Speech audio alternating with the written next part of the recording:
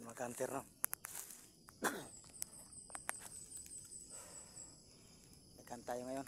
Dito ko pala nilagay si Junior Toldok. Saka yung inakay ko, doon ko nilagay sa aming mangga. Kunin ang huni tong si Junior Toldok. May lumapit ito 3. Pero yung isa, dumiretso doon kay inakay. Plus, kitang kita kasi yung inakay. Tapos si Toldok Junior dito nakatago. Yan. Yan. Doon sa inakay natin dumapo. Ito. Sige mga ka-anter, set up mula ko ng guys. So yung mga ka-anter, set up ko na si Junior Toldok. Ito. Yan. Yan ko nilagay si Junior Toldok.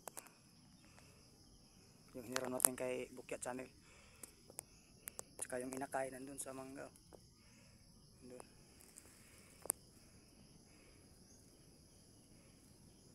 Diyan. So tago na tayo. So yun mga kanter no. Lumapit na sana. Yun o. Yun o.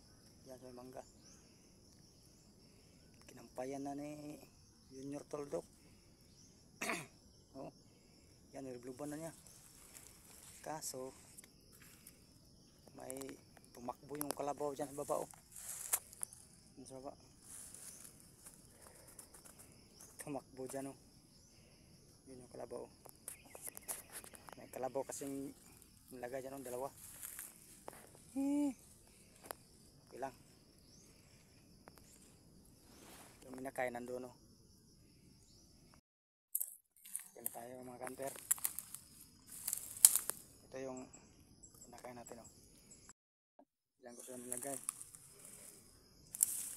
Ito yung inakay. Hindi ko ito nilagyan ng camera kanina kasi doon ko pinukus kay Junior Toldok. Pero sa kanya dumapo yung alpas kanina. Sayang. Kasi training pala kasi ito . Sa kanya lumapit.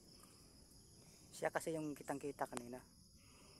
Tapos si Junior Toldok nakatago doon sa ilalim ng lunsunis. Lumapit na sana yung kaninang sunsun na malaki ang boses dyan.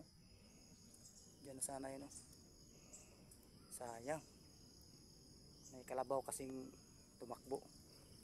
Hindi Tapos may nanguha ng kawayan. Diyan mga kanter simenteryo. Yan yung simenteryo. Yan, simenteryo yan dyan. Yan. Tumin na kayo. Nasugatan na yung ulo niya. Dumudugo. First time ko kasi siyang dinala dito sa gubat.